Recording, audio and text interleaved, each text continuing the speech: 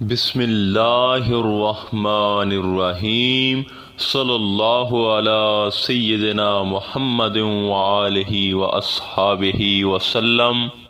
ہمارا آج کا موضوع خاص موت کی باطنی حقیقت پر ہے، اور ہم آج کی اس ویڈیو میں موت کے وہ پوشیدہ اسرار و رموز پیش کریں گے جس کے سننے کے بعد ہر ایک موت کی تہ میں جا کر اس کا طالب بن جائے گا۔ دیکھیں سامعین، موت کے دو پہلو ہیں، ایک ظاہری اور ایک باطنی پہلو۔ موت کا ظاہری پہلو تو کچھ لوگ جانتے ہیں اور انہوں نے پڑھا اور سنا ہے، مگر وہ موت کا باطن نہیں جان سکے۔ تاہم ہی تو آج اکثریت موت سے خوف زدہ ہے، لوگ موت سے بھاگتے ہیں۔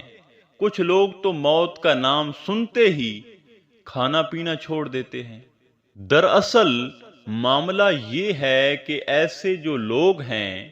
انہوں نے موت کے ظاہر کو جانا ہے، اور یہ لوگ نفس کی قید میں ہیں اور انہوں نے موت کی باطنی حقیقت کو نہیں سمجھا، موت کے راز کو نہیں سمجھا۔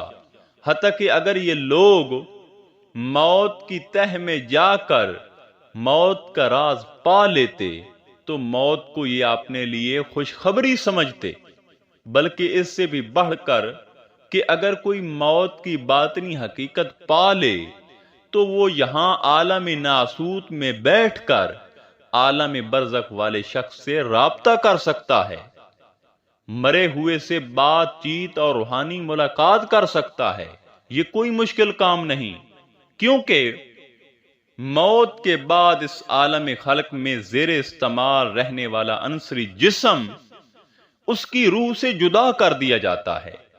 اور جسم سے روح کو علیحدہ کرنے کا یہ عمل انسان کی طبعی موت کہلاتا ہے۔ اور اس مقام پر بشری جسم کو اس کے اصل ماخذ یعنی ہوا، مٹی، پانی یا آگ کے سپرد کر دیا جاتا ہے، جبکہ روح اپنے ماخذ یعنی اللہ کی طرف لوٹ جاتی ہے۔ ہر روح، خواہ وہ کسی بھی مذہب سے تعلق رکھنے والے انسان کی ہو، اس پر سے تمام حجابات ہٹا دیے جاتے ہیں، اور جسم کی موت کے ساتھ ہی روح جاگ اٹھتی ہے، جیسا کہ حدیث پاک میں فرمایا گیا ہے کہ تمام انسان حالت خواب میں ہیں، جب وہ مرتے ہیں تو بیدار ہو جاتے ہیں۔ بقول اقبال، موت تجدید مذاق زندگی کا نام ہے، خواب کے پردے میں بیداری کا ایک پیغام ہے۔ دیکھیں سامعین، یہاں ایک روح دوسرے روح سے بآسانی رابطہ کر سکتی ہے، بس شرط یہ ہے کہ عالم ناسوت والے انسان کی روح بیدار ہو، اس پر کوئی حجاب نہ ہو، کیونکہ حقیقت اس وقت تک آشکار نہیں ہوتی جب تک روح بیدار نہ ہو۔ جب انسان اپنی روح ذکر اسم الذات سے بیدار کر لیتا ہے اور اس کے وجود میں اسم الذات تاثیر پکڑ لیتا ہے تو پھر اس کے روح سے تمام حجاب ہٹ جاتے ہیں اور نفس مر جاتا ہے۔ پھر یہاں جملہ کائنات کا ہر مخفی علم طالب پر عیاں ہو جاتا ہے، اور یہاں طالب موت کی حقیقت پا کر موت سے عشق کرنے لگ جاتا ہے۔ سامعین محترم، یاد رہے، موت کے متعلق ایک اور بڑا راز قرآن مجید میں ملتا ہے۔ دیکھیں، اگرچہ طبعی موت کا مطلب روح اور جسم کا ایک دوسرے سے جدا ہونا ہے، تاہم اس وقت بھی حقیقی موت صرف اور صرف نفس پر ہی وارد ہوتی ہے، جس کے واقعہ ہوتے ہی انسان تمام بشری حجاب توڑ کر اللہ کی طرف لوٹ جاتا ہے۔ اس لیے اللہ تعالیٰ قرآن مجید میں فرماتا ہے، کلو نفس ذائقۃ الموت، ہر نفس کو موت کا ذائقہ چکھنا ہے۔ دیکھیں، اللہ تعالیٰ نے یہاں ہر انسان، ہر جسم یا ہر روح کا لفظ استعمال نہیں فرمایا، بلکہ انسان جسم اور روح کا مرکب ہے۔ جسم روح کے بغیر بے جان اور بے جان اشیاء پر موت وارد نہیں ہوتی۔ جبکہ روح امر ربی ہے جس کی موت ممکن ہی نہیں۔ چنانچہ موت کے عمل کا اطلاق صرف نفس پر ہوتا ہے، اور جو نفس طبعی عمر کے دوران ہی موت کا ذائقہ چکھ چکا ہو، یعنی جس طرح صوفیاء کرام اور فقراء حضرات ہیں، وہ مرنے سے پہلے یعنی اپنا نفس مار دیتے ہیں، تو ان کے لیے طبعی موت بشریت سے نجات کے سوا کچھ بھی نہیں،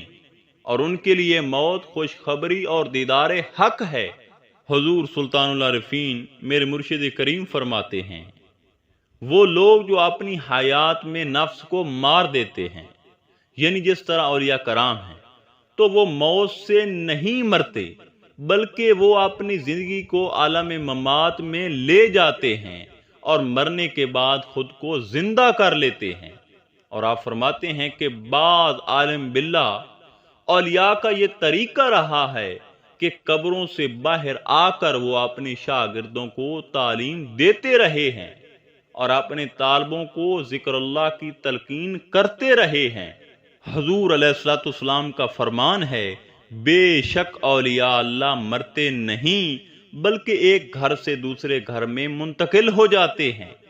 جو شخص دنیاوی گھر میں اپنے نفس سے مفرور ہو جاتا ہے، وہ قبر کے گھر میں صاحب مشاہد حضور ہو جاتا ہے اور اس کی روح فرت یاب ہو جاتی ہے۔ حضور سلطان العارفین فرماتے ہیں کہ اہل نفس لوگ سمجھتے ہیں، یعنی جن پر موت اور حیات کا راز نہیں کھلا، کہ موت کے بعد اولیاء اللہ قبروں میں زیر خاک دفن ہوتے ہیں، لیکن حقیقت یہ ہے کہ وہ اپنے پاک روحی وجود کے ساتھ حضور حق میں حاضر رہتے ہیں۔ اکثر ان کی قبریں گمنام اور بے نشان ہوتی ہیں کہ وہ اپنے روحی جسم کو قبر سے نکال کر لا مکان میں لے جاتے ہیں، اور جب کوئی عارف ان کا نام لے کر انہیں پکارتا ہے تو وہ حاضر ہو کر اس سے گفتگو کرتے ہیں۔ اس طرح کی موت کو عین زندگی کہا گیا ہے کہ اس سے قید دنیا سے دائم خلاصی نصیب ہوتی ہے۔ بات کی سمجھ آئی حضور کیا فرما رہے ہیں کہ وہ حاضر ہو کر براہ راست گفتگو کرتے ہیں، لیکن ان کو مخاطب کرنے والے بھی عارف ہوں جو موت و حیات کی حقیقت سے باخبر ہوں۔ حضور سلطان العارفین مزید فرماتے ہیں، عارف روحانی اور عارف لامکانی کے لیے موت اور حیات برابر ہوتی ہے، اگرچہ وہ بظاہر مراتب موت کی قوت سے لوگوں کی نظروں سے غائب اور خلق خدا سے جدا ہوتے ہیں، لیکن وہ زندہ لوگوں پر غالب ہوتے ہیں۔ لوگ انہیں زیر خاک مردہ سمجھتے ہیں، لیکن خلوت قبر میں انہیں قرب خدا حاصل ہوتا ہے، اور وہ ہر وقت حضور علیہ الصلوۃ والسلام کی مجلس میں حاضر رہتے ہیں۔ اور جس طرح زندگی میں لوگوں کو طالب مرید بنا کر انہیں علم کی تعلیم اور معرفت کی تلقین سے سنوارتے ہیں، مرنے کے بعد وہ یہ کام زندگی سے 2 گنا زیادہ کرتے ہیں۔ دیکھیں سامعین، حضور کے اس فرمان سے بخوبی یقین ہوتا ہے کہ ایسے لوگ جو اس راز کو پا لیتے ہیں وہ موت کے لیے بے تاب رہتے ہیں، اور موت ان کی محبوب ہوتی ہے، کیونکہ یہاں یہ لوگ مجاہدات اور زہری تنگ دستیوں میں حیات گزارتے ہیں، مگر وہاں ان کی حکومت ہوتی ہے، کیونکہ اگر ان کو مرنے کے بعد اس طرح کی زندگی نصیب نہ ہوتی اور خواب نما موت سے مجلس سبحانی کا شرف حاصل نہ ہوتا تو بے شک وہ موت تو اختیار ہی نہ کرتے، بلکہ موت تو سراسر راحت کا نام ہے۔ حضور مرشد کریم سلطان العارفین اپنے متعلق فرماتے ہیں، اگر میں مر بھی گیا اور مجھے زمین میں دفنا بھی دیا گیا تو میری جان تن و من ذکر اللہ میں مشغول رہیں گے، اور جب منکر نکیر میرے پاس آئیں گے تو میں ان کو اپنا مافی الضمیر دکھا دوں گا، پھر وہ مجھ سے کہیں گے کہ اے سونے والے، تیری قبر نہایت عمدہ خلوت خانہ ہے، اس میں اللہ تعالیٰ کی ہم نشینی حاصل کر۔ حضور سلطان العارفین فرماتے ہیں، اے باہو، ایک مردہ دل آدمی سے فقیر کی قبر ہی بہتر ہے کہ اس سے تو جو کچھ طلب کرے گا وہ تجھے آسانی سے مل جائے گا۔ حضور علیہ الصلوۃ والسلام کا فرمان ہے کہ موت ایک پل ہے جو حبیب کو حبیب سے ملاتا ہے۔ حضور سلطان العارفین اپنے متعلق فرماتے ہیں کہ میں مالک الملک کی فقیر ہوں، میں قبر میں بھی زندہ ہوں اور قبر سے باہر بھی زندہ ہوں، اور ہر دور کے طالبان مولا کی رہنمائی کرنے کے لیے دستیاب ہوں، کیونکہ میں نے موت اور حیات کے مقصد کو پا لیا۔ الغرض، موت کوئی خوفناک حادثہ یا برا انجام نہیں، بلکہ موت کی باطنی حقیقت صرف انسان کی اپنے اصل وطن واپسی کا نام ہے۔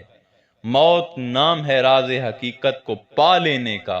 اور موت آزمائش کا اختتام اور دارالامتحان سے گھر لوٹنے کا نام ہے۔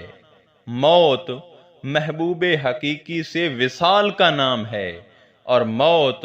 پھر سے اسی نور الہی سے مدہوش اور منور ہو جانے کا نام ہے جو ہمارے وجود کا باعث بنا۔ سامعین محترم، اگر زندگی انسان کی ابتدا اور موت انتہا ہے